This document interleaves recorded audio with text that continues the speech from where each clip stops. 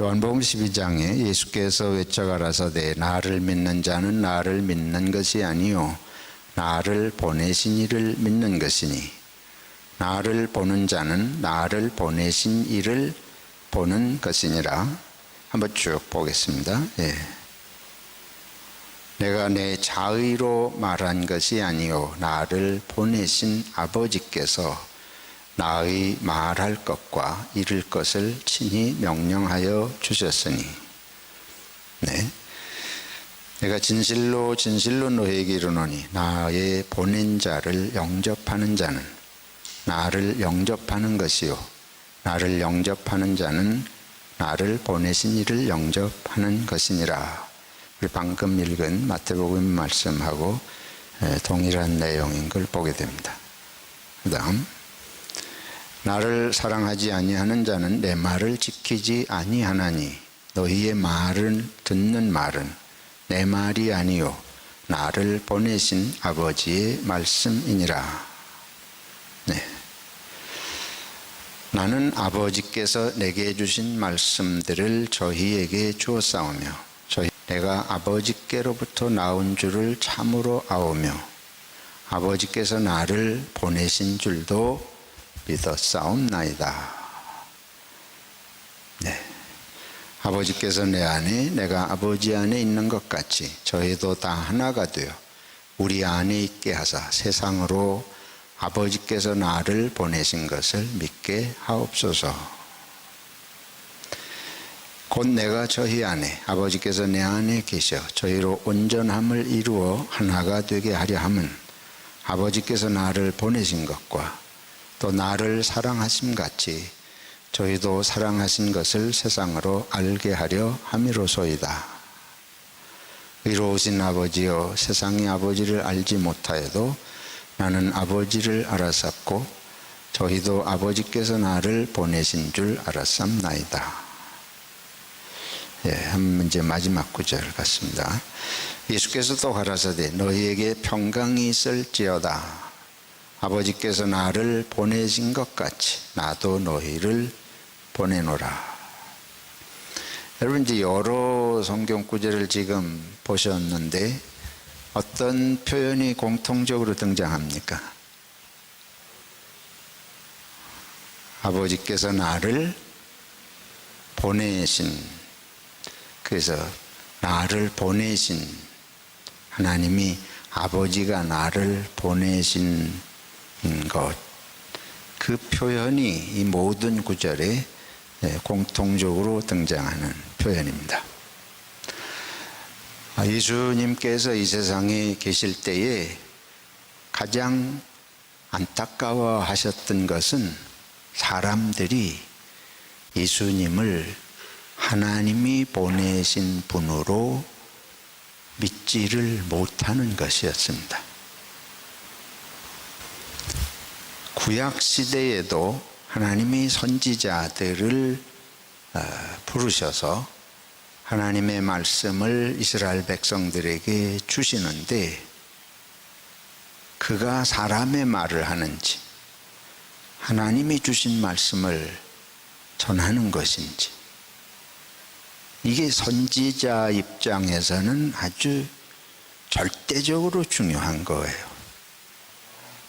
선지자 입장에서 하나님이 말씀을 주셔서 이스라엘 백성들을 하나님의 백성으로 삼으신 하나님이 말씀을 주셔서 이러이러하게 저러저러하게 살아야 되고 어떤 어려움이 있고 문제가 있고 그런 걸 말씀을 이제 하나님이 선지자에게 주셔서 전하는데 만약에 그걸 받는 사람들이 하나님이 그 선지자에게 그 말씀을 주셔서 전하는 것으로 믿고 인정하지 않으면 선지자는 그야말로 아무것도 아닌 존재입니다.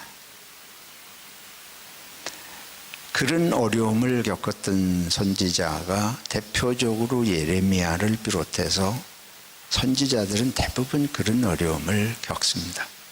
근데 이제 예수님께서 오셔서 예수님은 하나님의 아들로서 신이 인간이 되셔서 오셔서 우리를 구원하시기 위해서 이 땅에 오셨지만 예수님이 하시는 말씀, 그게 하나님의 말씀이고 하나님의 나라에 일어나는 현상에 대한 말씀이고 하지만은 그 예수님을 그냥 하나의 사람으로만 보면 예수님이 하시는 말씀이나 하시는 일이 아무런 의미가 없는 거예요.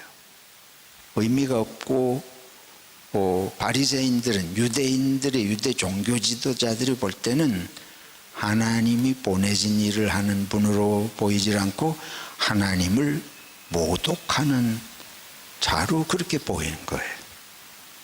자기들이 하나님에 대해서 정통하고 예수는 와가지고 자기가 하나님의 아들이라고 빙자하면서 말을 하는 것으로 보이니까 결국은 예수님을 이제 십자가에 못 박는 그런 비극이 발생하지 않습니까? 그래서 오늘 말씀은 이제 그러한 뜻을 이해를 하고 우리 마태복음에 예수님이 왜 이 말씀을 하시는지를 이해를 할 필요가 있습니다. 여기 예수님께서 이제 이렇게 말씀하세요. 너희를 영접하는, 근데 지금 여기 너희라 하는 것이 제자들인데 마태복음 10장 앞에서부터 전체는 예수님께서 이제 제자들을 세상으로 보내시면서 하시는 말씀이에요. 이게 이제 전도하러 보내시고 또 예수님이 앞으로 십자가에 돌아가신 후에 제자들을 세상에 보내셔서 이제 일을 하실 텐데 제자들을 세상에 보내시면서 예수님이 제자들에게 하시는 말씀이에요. 너희를 영접하는 자는 나를 영접하는 것이요. 그 다음에 뭐라고 그러신 거면 나를 영접하는 자는 나를 보내신 이 누굽니까? 하나님을 영접하는 것이니라. 그러시면서 몇 가지 구체적인 말씀을 하세요. 선지자의 이름으로 선지자를 영접하는 자는 선지자의 뭘 받을 것이요? 상을 받을 것이요. 의인의 이름으로 의인을 영접하는 자는 의인의 상을 받을 것이다. 그리고 이제 42절의 마지막으로 또 누구든지 제자의 이름으로, 여기 이제 제자의 이름으로라고 하는 건 두 가지 측면에서 생각해 볼 수 있는데 예수님이 제자들을 보내잖아요. 제자들을 복음을 전하라고 지금 보내지는 파송하는 장면이에요. 그러니까 이 제자들을 제자의 이름으로, 이건 예수님의 제자라고 하는 걸 알고 그 제자인 것을 알고 제자이기 때문에 냉수 한 그릇이라도 주는 자는,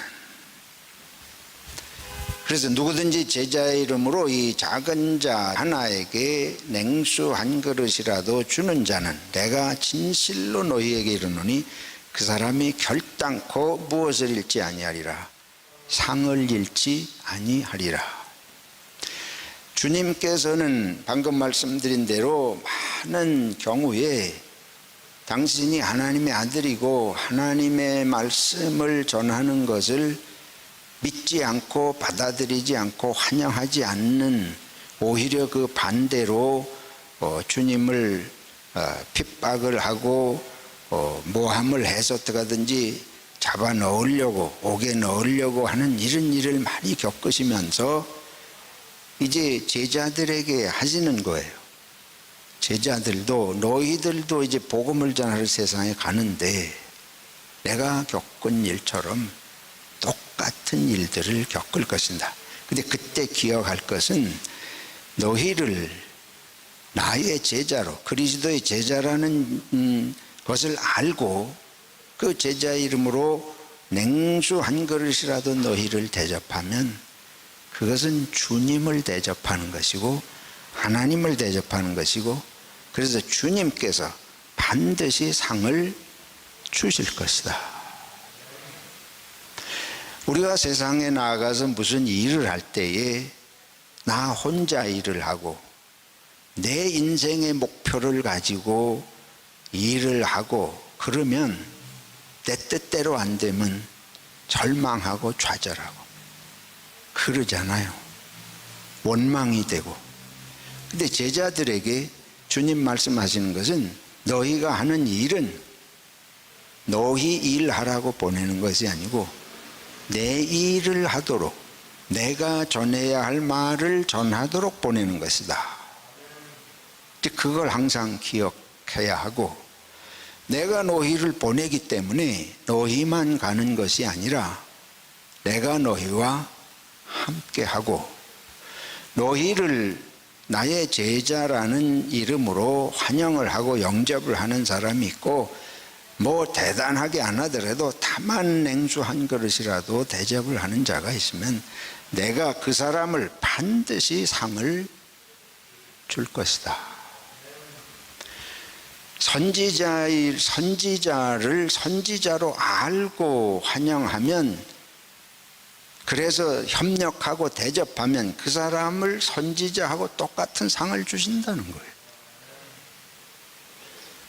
그러니까 예수님의 제자인 줄 알고 그 사람을 환영하고 대접하면 그 사람 똑같이 예수님의 제자로 받을 상을 받는다. 이것이 주님이 제자들에게 용기를 주시고 이런 믿음을 가지고 나아가서 복음을 전하고 좌절하거나 실망하지 않도록 격려하시는 말씀이라고 이제 이렇게 볼 수가 있겠습니다. 오늘 우리는 교회 창립 기념일을 맞이했습니다. 저 여러분은 그리스도인으로 이 세상을 살아갑니다.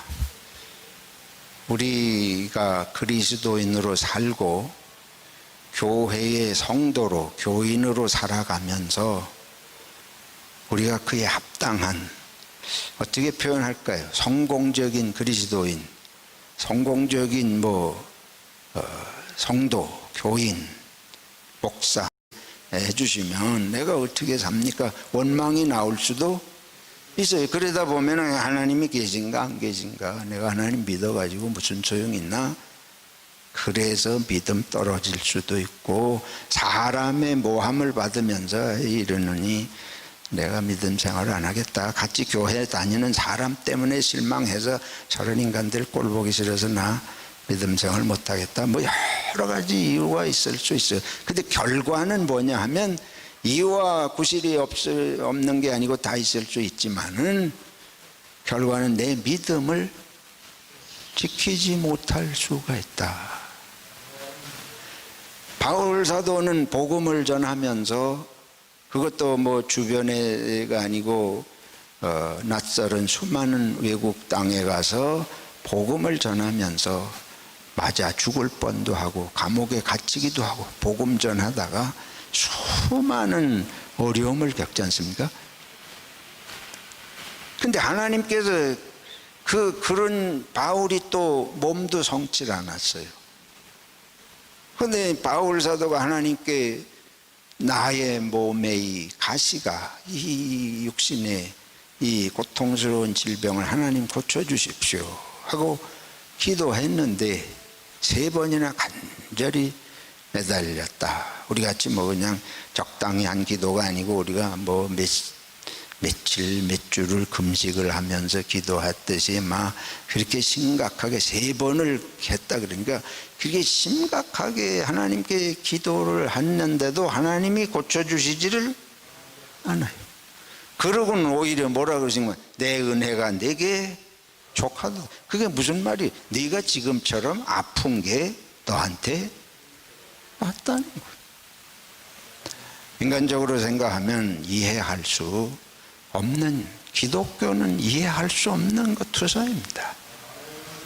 근데 바울 사도가 이제 기도하고서 병이 난 게 아니고 하나님이 깨달음을 주셨어요. 내가 이 문제를 안고 있지 않으면 내가 남을 고치는 능력도 있고 복음을 전하는 이런 신앙적 열정도 충만하고 여러 군데 교회도 많이 세웠잖아요. 열매들이 있고 그러다 보니까 뭐가 된다? 교만해진다. 바울 사도가 교만해질 수 있는데 우리는 교만해지지 않을 수 있습니까? 이 세상에 뭐가 잘 되면서 교만해지지 않을 인간은 단 한 사람도 없습니다. 반드시 인간은 교만해서 망하게 되어 있습니다. 이게 우리 앞에 사탄이 우리를 망하게 할 때 우리에게 무슨 마음을 집어넣는가 하면 교만한 마음을 자꾸 집어넣는 거예요. 그거는 낚시 물고기가 낚싯밥 물듯이 너무 우리들에게 유혹입니다. 근데 그러다 보면은 망하는데 망하는 게 뭐냐? 믿음을 지키지 못한, 교회 가기 싫어. 이유가 없는 게 아니에요. 이유는 부지기수로 많아요. 교회 가기 싫어. 예수 믿기 싫어. 이런 하나님 믿어봐야 소용없다. 그래서 우리들이 바울 사도가 믿음을 지켰다 하는데 어떻게 그렇게 우리가 믿음을 지킬 수가 있겠는가? 오늘 이제 예수님께서 제자들에게 미리 말씀을 하시는 거예요. 나가서 복음을 전하면서 다니면서 너희들이 볼 때마다 너희를 보기만 하면 환영을 하고 영접을 하고 뭐 이렇게 그런 게 아니고 냉수 한 그릇만 대접받아도 감격할 수 있는, 그게 쉬운 일이, 그것도 쉬운 일이 아니에요. 세상에 나가면 너희를 냉수 한 그릇 대접하는 정도만 해도 아주 귀한 거예요. 그러니까 하나님이 그걸 예수님이 축복하시겠다는 거 아닙니까? 그게 그냥 뭐 당연한 일이면 무슨 상급이 있겠어요? 그렇잖아요. 예수 그리스도를 믿는 제자의 이름으로, 선지자의 이름으로, 선지자이기 때문에 선지자를 대접하는데, 구약시대의 선지자는 사람들에게 환영받는 존재가 아니었습니다. 예레미야 선지자를 보면은 사람들이 예레미야가 미워가지고, 왜냐면 자기 마음에 안 드는 소리 자꾸 하나님의 말씀이라 그러면서 와서 뭐 하니까 미워가지고 물 없는 우물구덩이다 집어 던져가지고 거기서 죽게, 그렇게 어려움도 당하고 뭐 그러잖아요.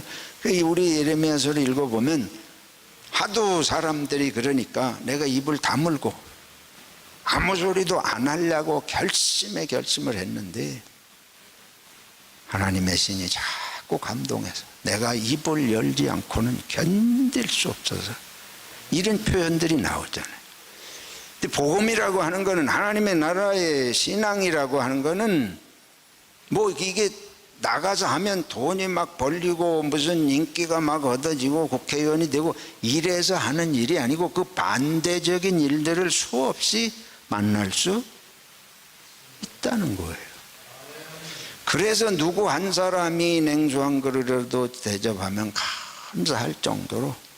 근데 정말로 이 제자라는 이름으로, 제자라는 걸 알고, 예수님의 제자라는 걸 알고 그 사람을 귀히 여기고, 또는 뭐 다만 불쌍히라도 여기서라도 냉수 한 그릇이라도 대접하면 예수님이 상을 주시겠다. 할렐루야. 예수 바라보고 신앙생활 해야 할 줄로 믿습니다. 그래야 끝까지 갈 수 있습니다. 사람 보고 하면 끝까지 갈 수 없어요. 그리고 여기 말씀한 것처럼 냉수 한 그릇이라도 내가 예수이라는 사람인데 그걸 알면서 냉수 한 그릇이라도 대접하면 감사하고, 주님께서 이 사람 축복해 주시옵소서. 그런데 우리 성경을 보면 하나님의 일을 하는 사람을 돕는 사람은 영생의 축복이 약속이 있거니와 현세에서도 하나님이 꼭 축복하십니다. 엘리야 선지자를 보세요. 엘리야 선지자가 아합 왕에게 쫓기면서, 하나님의 말씀 전하다 아합 왕에게 쫓기면서, 여러분 잘 아시는 그 사르밧 과부 집에 가잖아요. 근데 그 과부를 만나가지고 먹을 걸 좀 가져오라. 그래가 우리 아들 하나 있는데 우리 집에 아무것도 먹을 게 없고 마지막 밀가루 한 주먹 가지고 이제 빵 만들어서 아들하고 나하고 죽을 수밖에 없는 그런 사정입니다. 그러니까 내가 하나님의 사람인데 나를 대접하면 하나님이 너를 채워주실 줄 믿고 그거 아들하고 해서 먹을 생각 말고 먼저 나한테 가져오라. 그런 얌통머리 없는 소리를 선지자가 하시잖아요. 근데 기가 막힌 거는 그 사르밧 과부가 그렇게 했다는 거예요. 그리고 자기 집에 모셔서 영접하고 환영했더니 하나님께서 엘리야 선지자가 그 집에 있는 동안 날마다 밀가루 떡하고 밀가루 항아리하고 기름 항아리, 그때 뭐 이스라엘의 기름 항아리라는 건 올리브인데 올리브유 항아리를 하나님이 날마다 채워주셨다. 하나님은 갚아주십니다. 여러분들이 교회를 위해서 인내하시면 하나님이 아십니다. 교회를 위해서, 교회를 살리기 위해서 희생하시면 주님이 아시고 상을 주실 줄로 믿습니다. 교회를 위해서, 뭐 이런 얘기 제가 잘 안 합니다만 난 여러분을 위해서 하는 소리예요. 교회를 위해서 하나님의 집인 줄로 믿고 하나님의 일인 줄로 믿고 헌금하시면 난 하나님이 축복하실 걸 확실히 믿습니다. 이게 사르밧 과부를 통해서 보여주신 일입니다. 근데 이런 것은 믿음이 없이는 할 수 없어요. 하나님이 살아계시고 주님이 우리 가운데 살아서 함께 하시는 걸 믿지 않고는 이렇게 할 수 없습니다.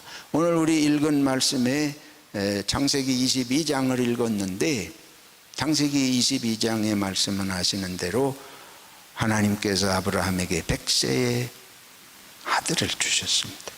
근데 이 아들이 12살이 됐는데 하나님께서 아들을 잡아서 제물로 바치라는 거예요. 이스라엘의 제사법은, 하나님께 제사 드리는 법은 양을 잡아서 하나님께 제물을 드리는 건데 불에 태워가지고 이렇게 단을 쌓고 나무단을 쌓고 양을 잡아서 이제 태워서 드리는 제사를 번제라 그래요.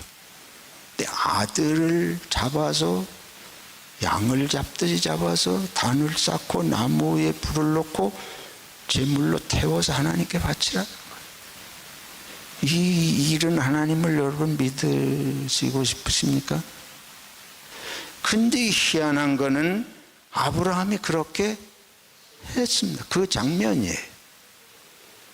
그래서 단을 쌓고 이제 아들하고 사흘길을 가가지고 모리아산에 가서 아들을 잡으려고 하는데 하나님께서 칼을 들고 아들을 잡으려고 하는 아브라함을 하나님께서 부르셔서 아브라함아, 아브라함아, 네 아들에게 손을 대지 마라. 이제 네가 아들까지라도 제물로 나한테 바치려고 하는 것을 내가 보았으니 네가 참으로 나를 경외하는 줄을 아노라. 믿는다는 말씀이에요. 여기서 경외라는 건 참으로 내가 나를 진정으로 믿는 것을 내가 알았다. 하나님이 원하신 건 아들 이삭을 제물로 받는 게 아닙니다.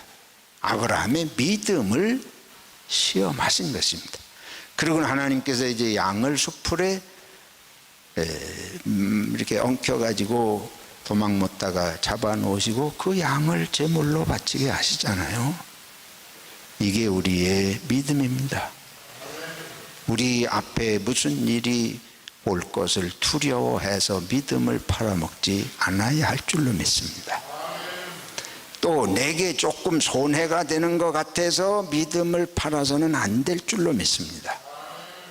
여러분들이 다른 성도를 위해서 희생하고 교회 공동체를 위해서 자기를 희생하고 욕을 먹으면 난 하나님이 아시고 그보다 훨씬 좋은 것으로 갚아주실 줄로 믿습니다.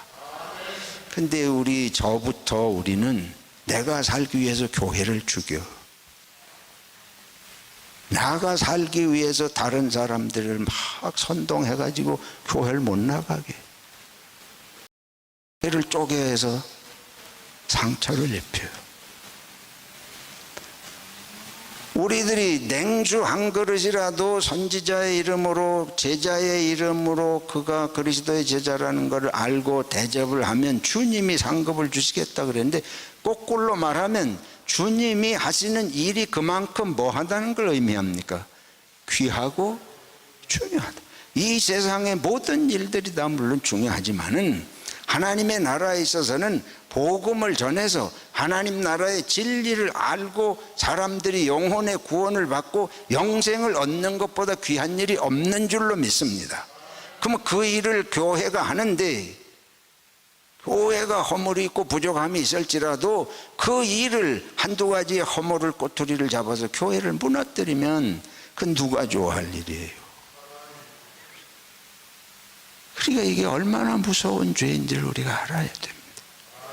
그게 무서운 죄인 줄을 알고 반대로 그만큼 귀한 일이기 때문에 주님의 영광을 위해서 내가 희생을 하고 헌신을 하면 그만큼 소중한 일을 한 것이니까 상이 그만큼 클 것이다. 할렐루야. 여러분이 오늘까지 인내하시면서 신앙생활하는 것을 나는 헛되지 않은 줄로 믿습니다. 주님께서 기억하시고 반드시 은혜를 주실 것이에요. 아브라함의 이 믿음을 하나님이 축복하셨습니다. 그래서 아브라함의 후손에서 바로 예수 그리스도가 나셔서 온 세상을 구원하시는 구세주가 되셨습니다. 여러분들이 성경에도 말씀하십니다.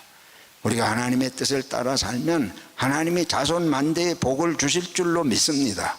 이게 우리들의 신앙이에요. 영생을 하나님께서 주시거니와 이 세상에서도 하나님은 복을 주신다. 여러분이 교회를 위해서, 하나님의 일을 하는 사람을 위해서, 같은 그리스도의 다른 동료를 위해서, 형제 자매를 위해서 희생하신 것은 결코 손해보는 법이 없어요. 하나님이 몇 배, 몇십 배, 몇백 배로 축복하실 것이 분명합니다. 이 믿음으로 지금까지 우리가 그렇게 살지 못한 걸 회개해야 됩니다. 반면에 소망을 거기에 둘 수 있습니다. 내가 앞으로 무슨 일을 겪든지 하나님께서 예수님을 통해서 구원하신 것을 믿고 나가 예수의 제자로 살자. 사랑하는 성도 여러분, 소망교회 우리 교회 창립 기념주일에 마음에 새길 것은 교회는 나의 생명이다. 교회가 나의 첫줄이다. 교회를 위해서, 교회라는 건 이 건물을 말하는 게 아니에요. 이 교회의 다른 성도, 이 교회의 다른 형제 자매의 믿음을 내가 떨어뜨리는 일을 해서는 안 된다. 이 교회의 다른 성도들의 믿음을 북돋우기 위해서 내가 말을 한마디를 의도적으로 믿음의 격려를 위해서 하고, 그 사람의 믿음을 살리기 위해서 내가 희생을 한번 하고, 이런 일들이 반드시 하나님의 나라의 생명책에 기록되고 축복하실 줄로 믿습니다. 이 현실적으로 그게 사실이 그래요. 이민교회는 너무 이런 일들에 대해서 세상처럼 막 살아요. 교회를 너무 귀한 줄을 몰라요. 우리 에베소 2장에 보면 교회는 세상을 충만하게 하는, 다시 말해서 교회가 재구시를 못하면 세상은 텅텅 빈 공허한 곳이 되고 만다. 그만큼 교회가 소중한 줄 알고 저는 저 자신을 이제 돌아보면서 내가 하나님의 사람으로, 그리스도의 사람으로 부름받았는데 그걸 내가 값없이 소홀히 여겼다면 이건 반드시 회개의 제목이다. 그러나 내가 이 그리스도께서 나를 부르셔서 집사로 부르고 목사로 부르고 뭐로 불러주신 것을 내가 소중한 줄 알고, 또 다른 집사님이나 다른 장로님이 정말 하나님께서 그분을 부르셔서 이 일을 맡기고 세우신 줄 알고 믿고 협력하고 도우면 하나님이 나는 여러분을 반드시 축복하실 걸 믿습니다. 이 교회가 그런 교회가 되기를 축원합니다. 우리가 서로가 그리스도의 제자요, 서로가 하나님께서 부르셔서 주님의 일꾼으로 삼으신 걸 믿고 뒤에서 비방하고 비난하고 교회를 험담하기를 똥 먹듯이 하는 두려운 줄 모르고 하는, 그건 무슨 아마 하늘에서 벌이 떨어질까 봐 두려워서라는 게 아니에요. 거꾸로 이 일이 귀하기 때문에 하나님께서 그를 생각하고 내가 하는 희생하는 말과 양보하는 말과 내가 욕을 먹을지언정 욕되게 하지 않을 때에 그게 큰 일이기 때문에 하나님이 그를 통해서 여러분과 여러분의 후손을 축복하실 줄로 믿습니다.